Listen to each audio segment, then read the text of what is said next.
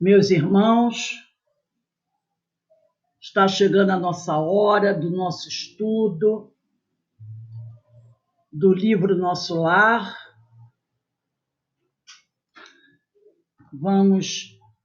Hoje, dia 12 de março de 2021, nós estamos estudando o livro Nosso Lar, Psicografia de Francisco Cândido Xavier, pelo espírito de André Luiz. E nós estamos aqui no capítulo 11, que trata das notícias do plano. E eu vou começar aqui fazendo a leitura do livro. Então, eu vou dar um minutinho aí para todo mundo aí pegar o seu livro. Vocês estão me ouvindo bem? Tá tudo ótimo, maravilha. Então, vamos começar aqui a leitura do nosso livro. Notícias do Plano, capítulo 11 do livro Nosso Lar.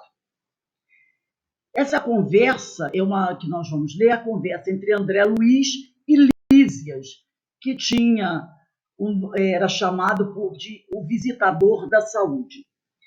Desejaria, meu generoso companheiro, facultar-me, quer dizer, possibilitar-me observações diferentes nos diversos bairros da colônia, mas obrigações imperiosas chamavam-no ao posto. Então, André Luiz está dizendo que Lísias adoraria continuar fazendo observações para ele, mas obrigações imperiosas chamavam-no ao posto, ao cargo, né?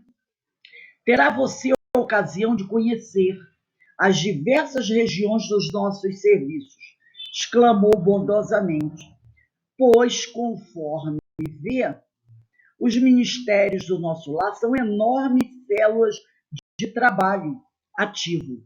Nem mesmo alguns dias de estudo oferecem, seja oportunidade, a visão detalhada de um só deles.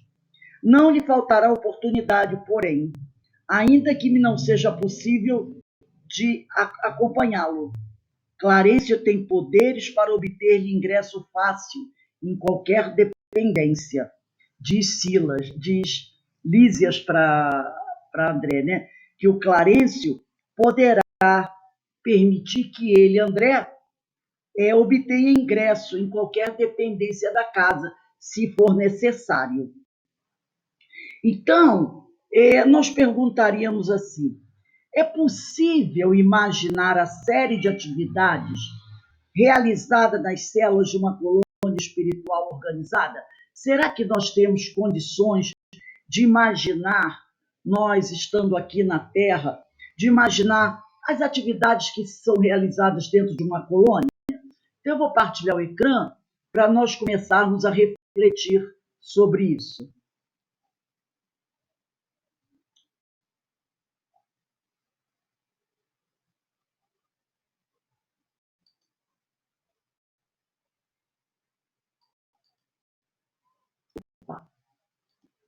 Curso do livro Nosso Lar, capítulo 11, primeira parte, né?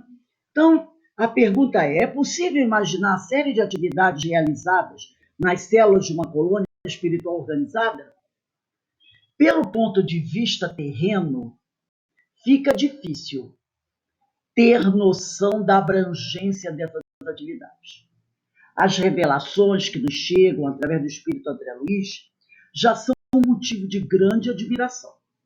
O importante é sabermos que as tarefas produtivas das organizações espirituais são executadas com a finalidade de evolução dos seres e dos mundos a que estão vinculados, conforme as leis divinas, e que elas também progridem. Então, lembra que a gente sempre fala sobre isso? Está lá no capítulo 14 do livro A Gênese, quando Kardec diz, basta o espírito pensar e ele cria, né? Então, todas as revelações que André Luiz e os outros espíritos trazem, Manuel Filomeno de Miranda, nossa, quantas revelações eles nos trazem através do Divaldo Pereira Franco, nas obras do Manuel Filomeno de Miranda, nas obras de Ivone do Amaral Pereira, nas obras de Joana de Ângelos. Então, essas revelações já são motivo de grande admiração. Agora, o importante é nós sabermos que as tarefas produtivas das organizações espirituais são executadas com a finalidade de evolução dos seres e dos mundos. Aqui esses seres estão vinculadas conforme as leis divinas e que elas progridem, elas também progridem. Essas organizações espirituais, elas também progridem. Porque a gente para e pensa assim, olha só, existem organizações espirituais no plano maior, com a finalidade de evolução dos seres e dos mundos. Mas nós sabemos também que existem no plano espiritual, no plano maior, organizações espirituais que têm finalidades bem contrárias a essas. Organizações espirituais lideradas por espíritos de moral baixíssima,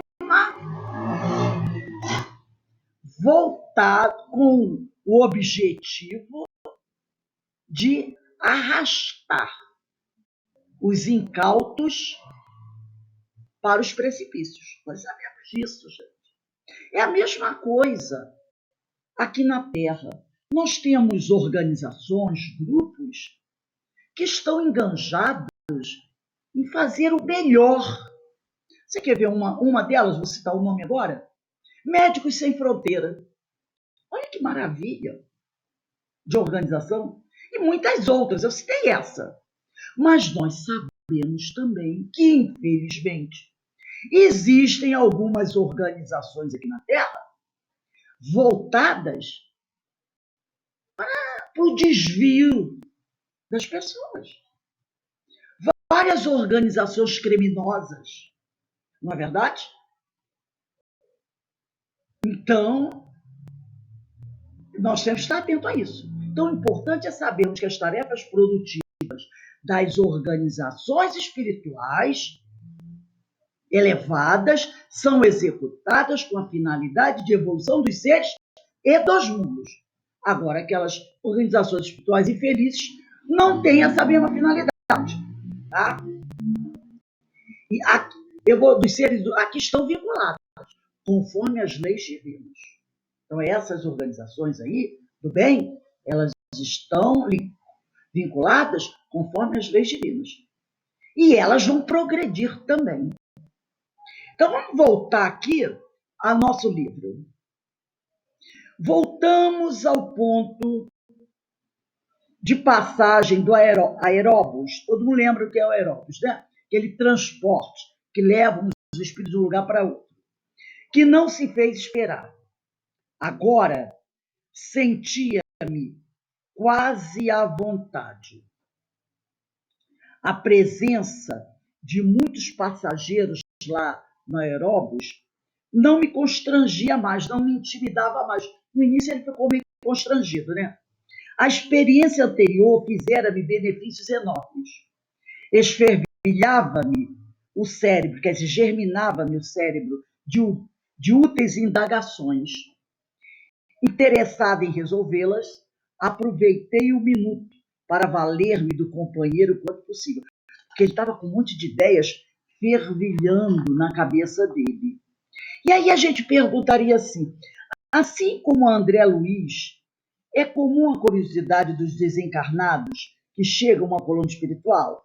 Será que os outros também vão se sentir curiosos com tudo aquilo que está acontecendo ali? Será que nós também nos sentiremos curiosos no dia que chegarmos a uma região dessa do espaço, depois da nossa trajetória aqui na Terra?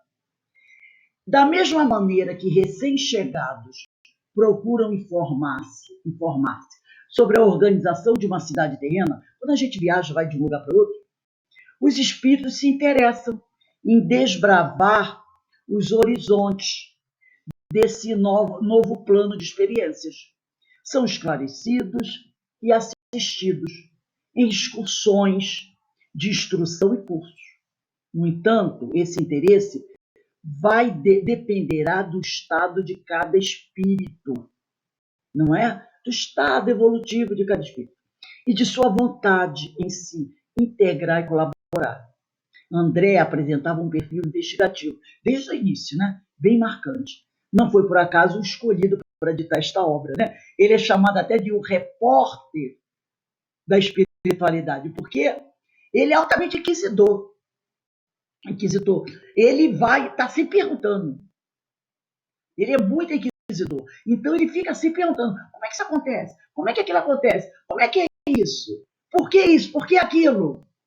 Ele me lembra até de mim quando eu era criança. Eu era muito perguntadora. Perguntava demais. Então, ele é muito assim. Agora, é aquele detalhe.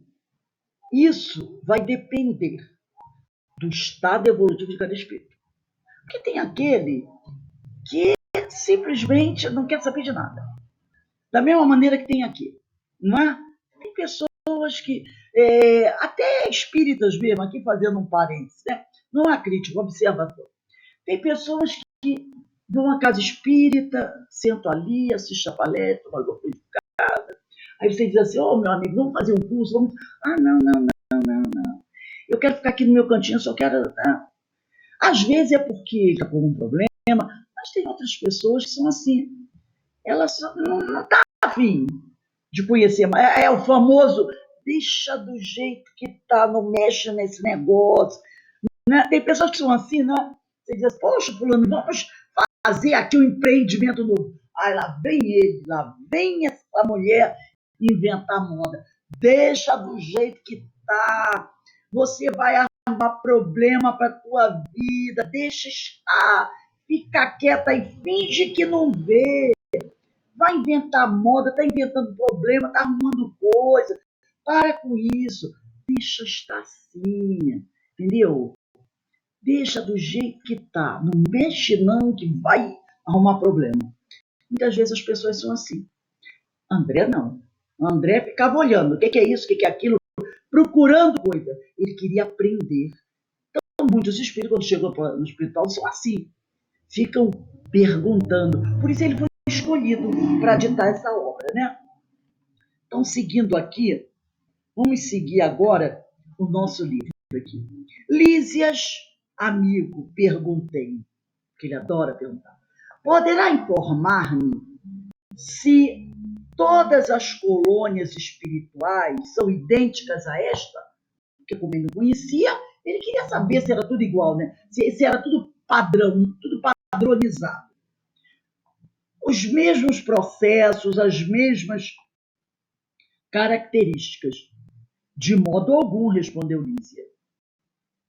Se nas esferas materiais, cada região e cada estabelecimento revelam traços peculiares, quer dizer, traços próprios, imagine a multiplicidade de condições em nossos planos.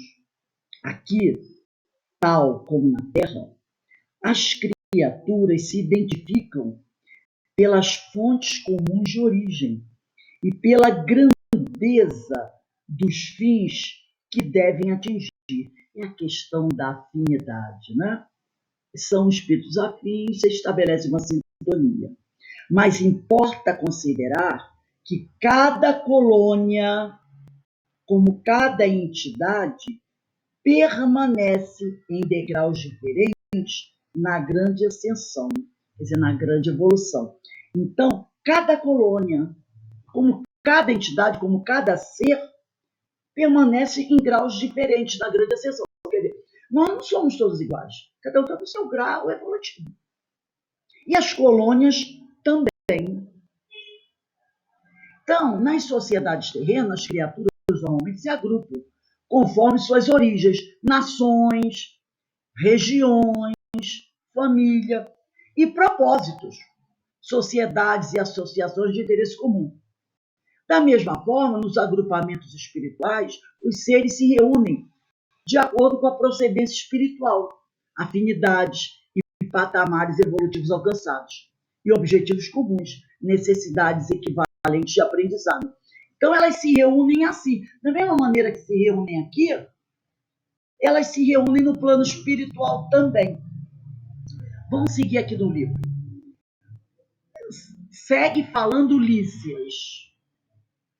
Todas as experiências de grupo diversificam-se entre si.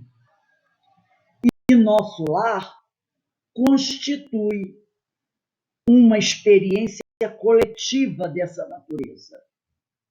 Segundo nossos arquivos, muitas vezes os que nos antecederam buscaram inspiração nos trabalhos de abnegados trabalhadores de outras esferas. Em compensação, outros agrupamentos buscam o nosso concurso, o nosso auxílio para outras colônias em formação. Cada organização, todavia, apresenta particularidades essenciais. Então, ele fala aqui, né? Os que os antecederam ali buscaram inspiração nos trabalhos abnegados de trabalhador de outras esferas. Aqueles que chegaram ali no nosso lar antes de Lísias buscaram inspiração em outros, em trabalhadores de outras esferas, né? E da mesma forma que outros agrupamentos buscam ajuda, auxílio de nosso lar para formar, organizar outras colônias, não é? Então, nós percebemos que o trabalho é solidário. O que significa dizer que aqui, tal como na Terra, as criaturas se identificam pelas fontes comuns de origem, pela grandeza dos fins que devem atingir, não é verdade? Aí a gente para. Ele diz aqui também que os que chegaram lá em nosso lar antes, eles buscaram inspiração em trabalhadores de outras esferas. Aí a gente pensa, que outras esferas seriam essas? Né? Que outras esferas seriam essas? Vamos ver aqui. As esferas espirituais são as diversas faixas vibratórias do mundo espiritual. Isso aí é muito importante, gente. As esferas espirituais são as diversas faixas vibratórias do mundo espiritual, que interpenetram-se em dimensões correspondentes ao grau de adiantamento dos espíritos. Lembra do conjunto de interseção que nós falamos, do fluido cósmico, na aula do Livro dos Espíritos, a questão 27? Então, são faixas vibratórias que se interpenetram em dimensões correspondentes ao grau de adiantamento dos espíritos. Mundos sutis dentro dos mundos grosseiros. Se elas se interpenetram, lembra do conjunto de intersecção? Você tem um mundo, uma esfera bem elevada, do outro lado uma esfera pouco elevada, só que elas se interpenetram, formando ali um conjunto interseção, entendeu? Então, elas se interpenetram em dimensões correspondentes ao grau de adiantamento dos espíritos. Lembra que nós falamos aquela que está mais elevada, ela abaixa um pouquinho, aquela que está mais embaixo eleva-se um pouquinho, e aí tem um campo energético, um espaço energético onde elas se tocam, né? Mundos sutis dentro dos mundos grosseiros. Vamos pegar aí o Livro dos Espíritos, na questão 1017. Está lá na parte 4ª, capítulo 2, das penas e gozos futuros. Kardec, na questão, está bem lá para o final do livro, 1017, ele pergunta assim aos espíritos. Alguns espíritos disseram estar habitando o 4º, o 5º céus, que a gente escuta isso em algumas obras, né? Primeiro céu, segundo céu, tem até um livro do Hernani Santana, que ele fala sobre o 7º céu. Paulo de Tarso também fala sobre o 7º céu. lá numa das suas cartas. Então ele fala que alguns espíritos disseram: está habitando o quarto, quinto céus. O que queriam dizer com isso? E os espíritos respondem: perguntando-lhes que céu habitam, é que formais ideia de muitos céus dispostos como os andares de uma casa. Eles então respondem de acordo com a vossa linguagem. Porque a pessoa pergunta: você é de que céu? Você é do céu? E os espíritos, né, respondem baseado naquilo, na forma como nós fazemos a pergunta. Perguntando-lhes que céu habitam, é que formais ideia de muitos céus dispostos, como os andares de uma casa. Eles então respondem de acordo com a vossa linguagem. Por estas palavras, o quarto e quinto céus, porém, exprimem diferentes graus de purificação e, por conseguinte, de felicidade. Então, são essas esferas espirituais, são essas faixas vibratórias do mundo espiritual, correspondente ao grau de adiantamento dos espíritos. É isso. Esse quarto, quinto, sexto, sétimo céu, eles exprimem graus de purificação. São os degraus. Lembra que Kardec fala também sobre isso no Livro dos Espíritos, quando ele vai tratar aqui, deixa eu ver se eu acho aqui rapidamente, acho que é o Livro dos Espíritos, sim. O Evangelho, às vezes eu misturo os dois, o Livro dos Espíritos e o Evangelho, né? Sobre os graus. Se alguém puder aí me ajudar, eu agradeço. Que me fugiu a palavra aqui. Sobre os espíritos puros, os espíritos pseudo-sábios. Deixa eu procurar aqui. Gente, vamos aí, vamos lembrando aí, me ajudando aí. Vamos lá? Alguém está lembrando aí? Quando ele fala dos níveis, eu não estou achando aqui. Ninguém está lembrando, não? Vamos lá, gente. Vamos lembrar aí. Está me fugindo a palavra agora. Está me fugindo aqui a palavra. Que a gente vai estudando. Eu acho que é o Livro dos Espíritos, sim. Quando ele fala das gradações. Ninguém está lembrando, não? Ah, gente, não é possível que ninguém lembre aí. Tá, depois então eu vou pegar, porque me fugiu a palavra agora. Quando fala dos espíritos inferiores, dos espíritos superiores, depois dos espíritos pseudo-sábios, escala espírita. Obrigada, espiritualidade. Aqui veio o meu socorro. A escala espírita, não é?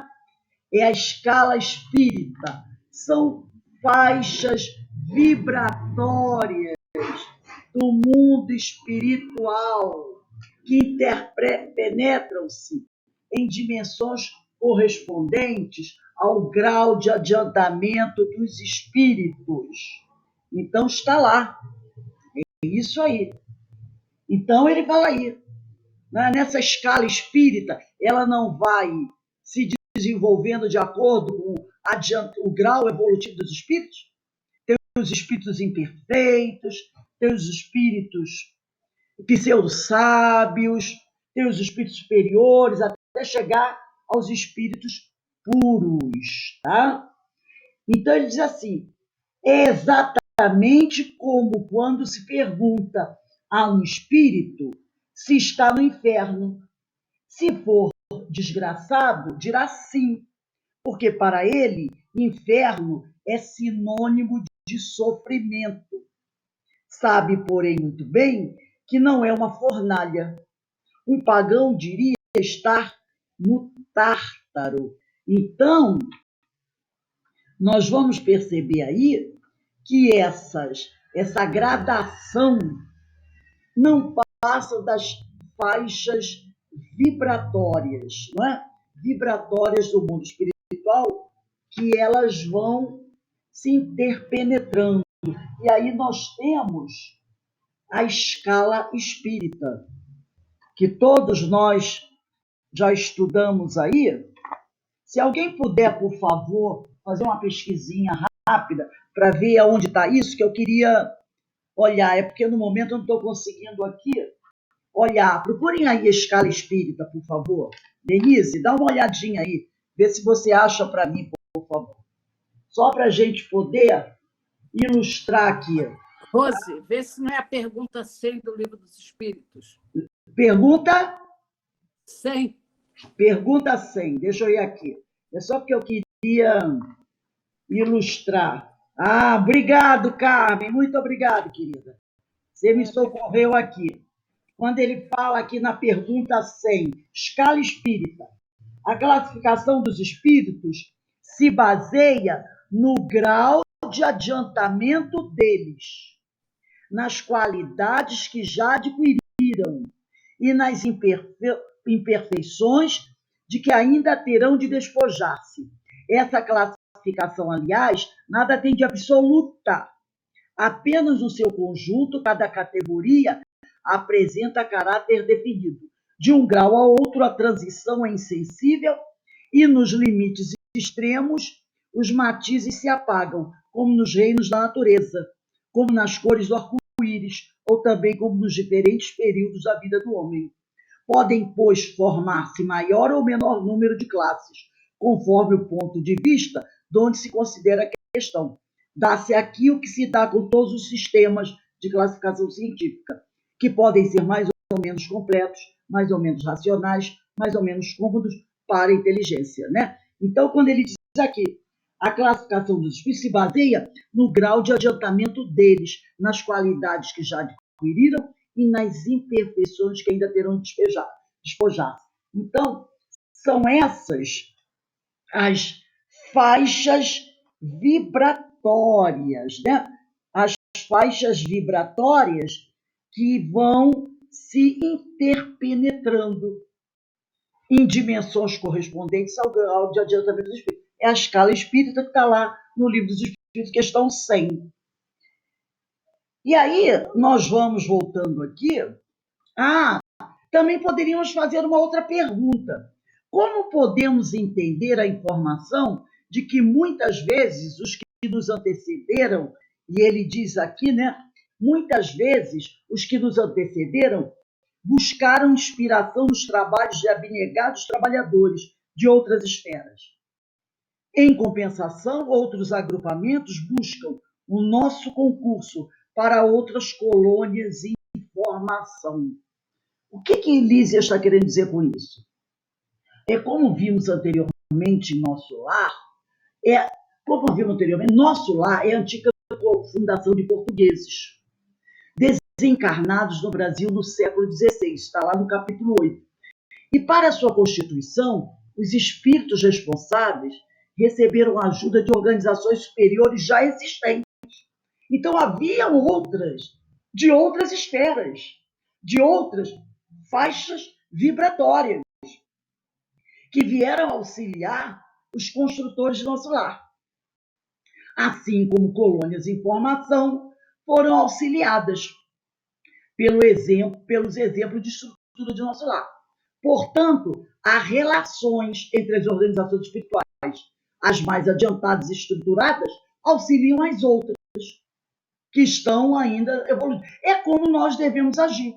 Aqueles que já alcançaram certo nível de conhecimento têm que auxiliar aqueles que estão um pouco abaixo, para que todos cresçam juntos. Não é verdade? Então, vamos aqui prosseguir na nossa leitura do livro. Observando que o intervalo se fazia mais longo, interroguei: Partiu daqui a interessante formação de ministérios? Sim, os missionários da criação de nosso lar visitaram os serviços de Alvorada Nova. É uma outra colônia. Olha só que interessante. Os missionários, aqueles portugueses que fundaram nosso lar, visitaram os serviços de Alvorada Nova, uma colônia mais antiga que nosso lar. Uma das colônias espirituais mais importantes que nos circunvizinham. E ali encontraram a divisão por departamentos. Entendeu? Então, eles foram lá a Alvorada Nova, uma colônia mais avançada, e de lá eles trouxeram essa ideia de formar os departamentos, né, da palavra departamento por ministérios, com exceção dos serviços regeneradores, que somente com o governador atual conseguiram elevação, porque o departamento regeneração era um departamento. Depois, com o atual governador, é que foi promovido a nível de ministério. Assim, procederam, considerando que a organização e ministério é mais expressiva como definição de espiritualidade, que era departamento. Então, eles resolveram mudar para espiritualidade, para ministérios. Então, o pessoal de nosso lar foi visitar a Alvorada Nova, essa outra colônia mais antiga, mais avançada, para buscar nela inspiração para a organização do nosso lar, da colônia Nosso Lar.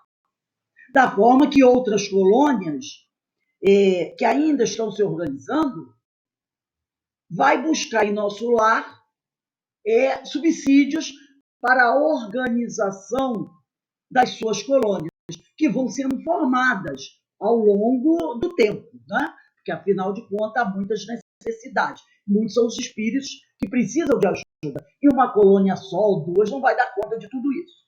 Então, nós vamos verificar agora o que representa esse auxílio entre colônias espirituais. A formação dos ministérios, né? O amparo divino na vida espiritual atua através de várias moradas organizadas em diversas épocas por espíritos benfeitores. Essas pousadas espirituais apresentam, como nós vimos, patamares vibratórios diversos. São vários níveis, né, vibratórios, dependendo da condição evolutiva de cada um, atendendo às necessidades dos desencarnados de acordo com suas características evolutivas. Então, essas pousadas espirituais elas vão apresentar patamares vibratórios diversos, atendendo às necessidades dos desencarnados, de acordo com suas características evolutivas. E apesar dessa separação aparente, todas elas estão interligadas pela unicidade de princípios, que é o amor em Deus. Todas essas organizações, tá? Todas essas pousadas espirituais voltadas para o bem, porque nós falamos de outras, de organizações espirituais que não são voltadas para o bem, mas nós estamos aqui nos referindo para essas pousadas espirituais voltadas para o bem. Todas elas estão interligadas pela unicidade de princípios, que é o amor em Deus. Todas elas vibram nesse padrão, o amor em Deus. Vamos falar um pouquinho de Alvorada Nova. Nesse livro, que vocês devem conhecer, um livro bem antigo, chamado Alvorada Nova, ele foi psicografado por Abel Gleiser, pelo espírito Caibar Schutter. Depois vamos falar um pouquinho desse irmão. Então, é um livro de Abel Gleiser, psicografado por Abel Gleiser, pelo espírito Caibar Schutter. É um livro bem antigo, gente, bem antigo. E lá nós vamos encontrar nesse livro a seguinte informação. Alvorada Nova, a colônia da espiritualidade, coordenada por Caibar Schutter. Após o desencarne dele, ele foi coordenar essa colônia. Olha a importância, o nível de evolução desse espírito, que foi nosso contemporâneo. Carioca, nasceu no Rio de Janeiro, mas viveu grande parte da vida dele em São Paulo, nosso contemporâneo, gente, de um grande grau evolutivo. Hoje coordena essa colônia Alvorada Nova, que é muito mais antiga que nosso lar, onde nosso lar foi buscar ajuda para a sua organização. É sede desse encontro onde seus 42 conselheiros estão reunidos, decidindo-lhe o destino e programando suas atividades. Tá? A colônia da Espírita coordenada por Caibar Schutter é sede desse encontro onde seus 42 conselheiros estão reunidos, decidindo-lhe o destino da colônia e programando suas atividades. Para melhor conhecê-la, comecemos por falar que se trata de uma comunidade com cerca de 200 mil habitantes, naquela época, localizada em região umbralina, assim como o nosso lar, na quarta camada, olha aí, ó, na quarta camada, percebeu?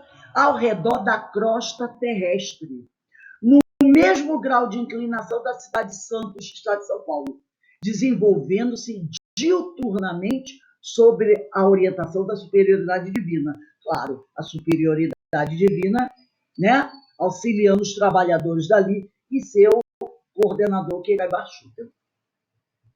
É uma cidade espiritual criada há mais tempo que a maioria das colônias que permeiam, que penetram as zonas umbralinas desse planeta. Sua existência perde-se de vista em nossos calendários comuns. Foi planejada há muitos séculos por aqueles que, sendo os engenheiros construtores de Jesus, conhecem a Terra do seu passado longínquo ao seu futuro distante. O Brasil nem mesmo existia na face do globo e Alvorada Nova já estava fixando seus primeiros alicerces através dos trabalhadores de Cristo, que sabiam da destinação do nosso país como pátria do Evangelho. Então, muito antes do Brasil ser colonizado, muito antes dos portugueses chegarem aqui nessas terras, muito antes, quando a Europa ainda caminhava lá, bem no início, né, logo após Jesus desencarnar, quando, em tempos muito antigos, a Alvorada Nova já estava lá, fixada na espiritualidade sobre o nosso território, fixando seus primeiros alicerces através dos trabalhadores de Cristo, que já sabiam da destinação do nosso país. Lembra da presciência de Jesus? Ele já sabia. Como pátria do Evangelho, tendo ciência da importância da sua localização nas camadas vibratórias ao redor do planeta. Tem-se conhecimento de que Caibar Schutter vem desenvolvendo aí, desde o seu retorno ao mundo espiritual, relevante trabalho, contando em todas as tarefas com inúmeros colaboradores desencarnados e encarnados. Falamos sobre isso na última aula, que muitas vezes nós que estamos aqui encarnados podemos integrar grupos de colaboradores dessas colônias, nosso lar Alvorada Nova e outras. Inclusive no livro Obreiros da Vida Eterna, tem uma outra colônia também nessa zona umbralina próxima à crosta terrestre, desenvolvendo um trabalho também muito importante. Então, nós, se perseverarmos do bem, estudando, buscando nos melhorar, estudando, não é só ter vontade, não. Tem que adquirir conhecimento do Evangelho, da doutrina, um conhecimento geral, sabe?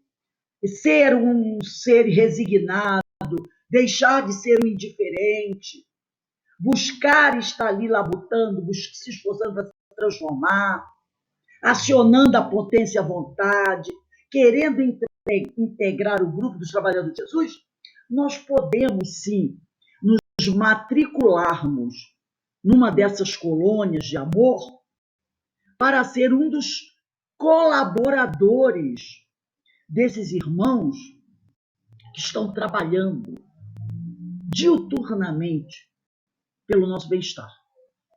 Vamos imaginar agora desse período de pandemia. Quanto trabalho eles devem estar realizando. Porque eles não estão trabalhando apenas recebendo desencarnados, não. O trabalho deles não é só esse, não. Estamos aqui para abrir nossas vidas, para receber desencarnados. Não! Eles estão trabalhando também para ajudar os que estão encarnados. O trabalho é para ajudar nas duas dimensões. É para ajudar os que estão chegando nessas colônias, depois de terem desencarnado, e ajudar também os que estão aqui. Então, é um trabalho imenso, porque muitos estão doentes aqui.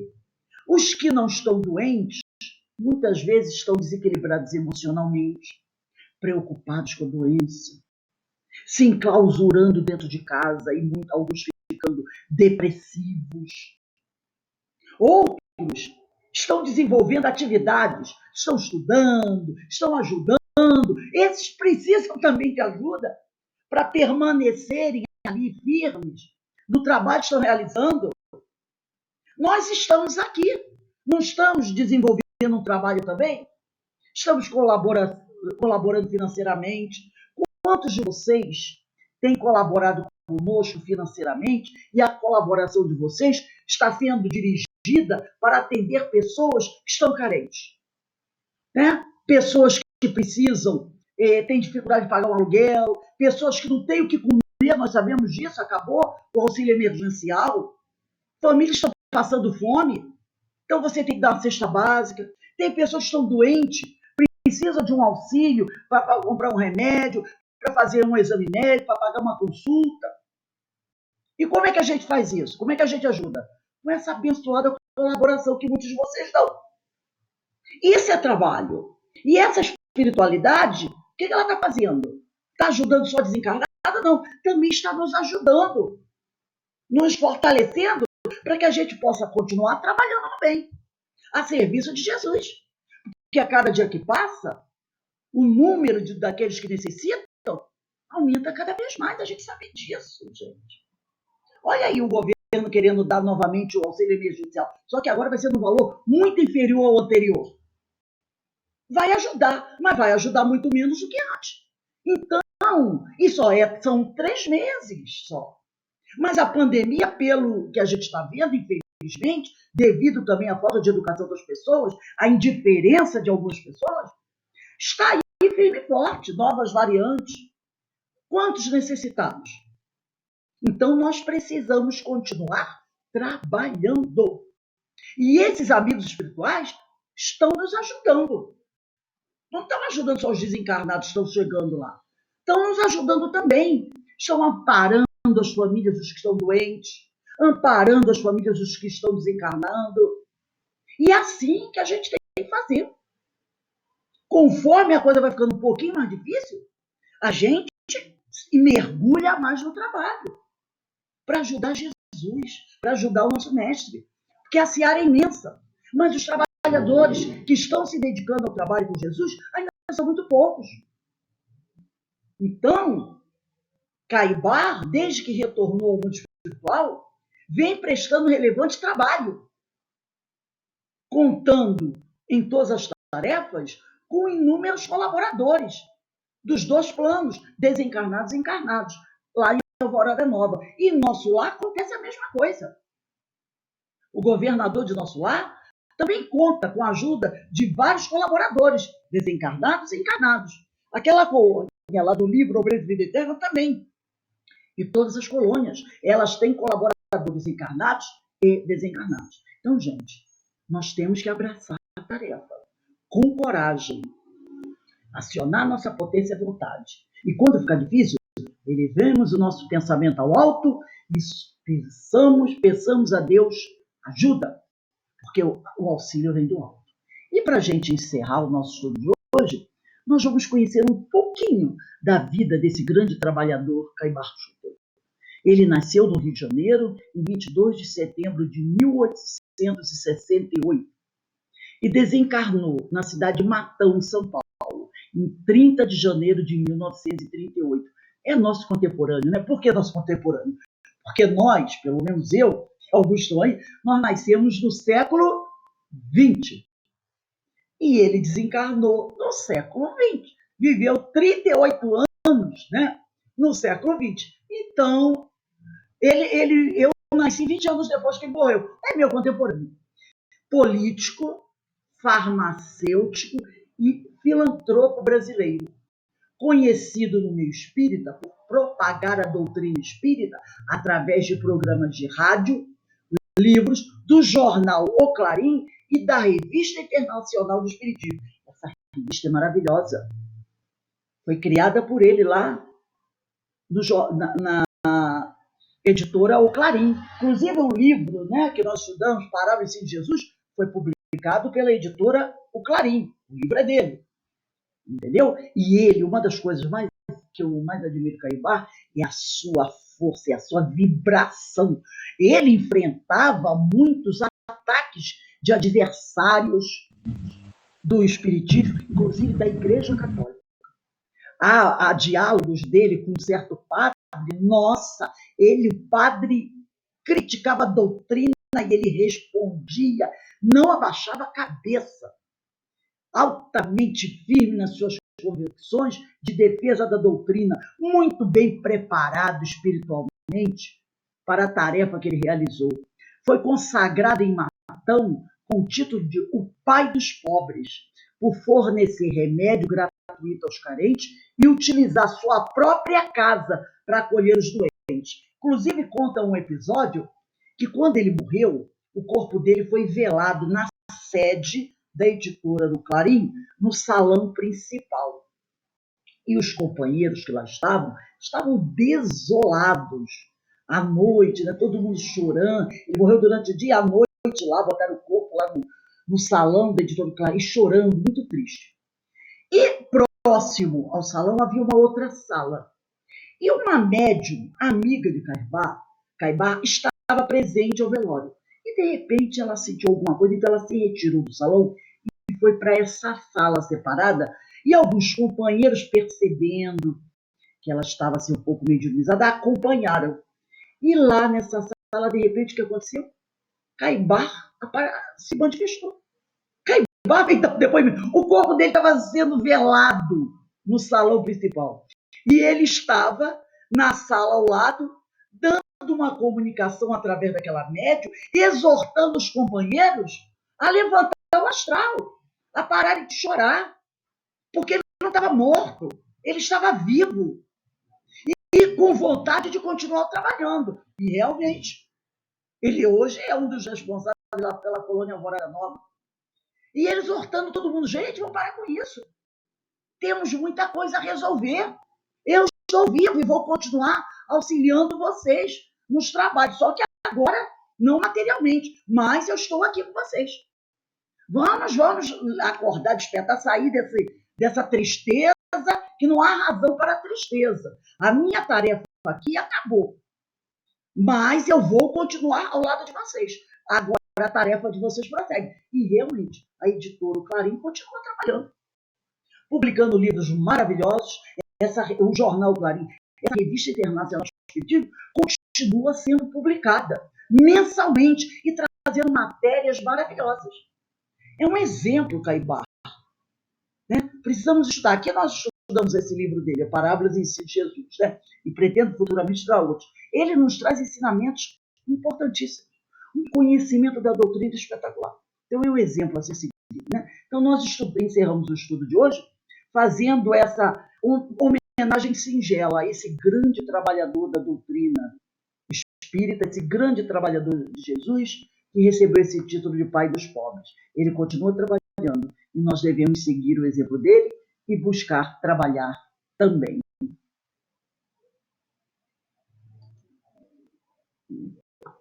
Vamos parar aqui de partilhar.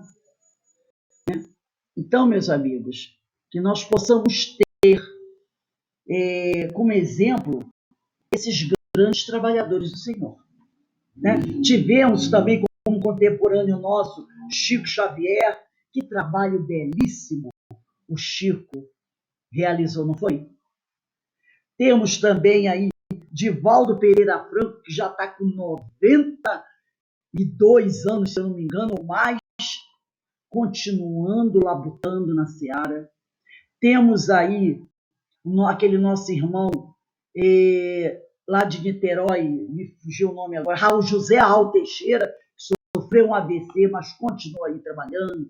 Temos Haroldo Dutra Dias, Simão Pedro Lima, Luiz Elias, e quantos irmãos continuam aí trabalhando, desenvolvendo esse trabalho, não é? Alguns são conhecidos, outros não. Outros passam anônimos, mas para o Senhor eles não são anônimos, não é verdade? Fazem trabalhos belíssimos nas casas espíritas, em grupos. São anônimos para nós, mas para o Senhor não são anônimos. Estão atendendo o chamado do Senhor, colocando a mão na charrua e continuando a trabalhar, até enquanto Deus assim permitir, que nós possamos ter esses irmãos como exemplos. Alguém gostaria de falar alguma coisa sobre o estudo aí do nosso lar? Tá tudo bem? Tudo legal? Então, gente, vamos encerrar o nosso estudo da noite de hoje e eu vou pedir a nossa irmã Iraci para fazer a nossa prece de encerramento.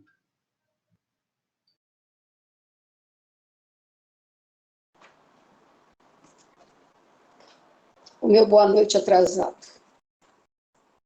Vamos agradecer ao nosso querido mestre, que mais uma vez nos proporcionou esse período curto, mas um tempo para que nós, através de seus ensinamentos, pudéssemos aprender, assimilar um pouco mais.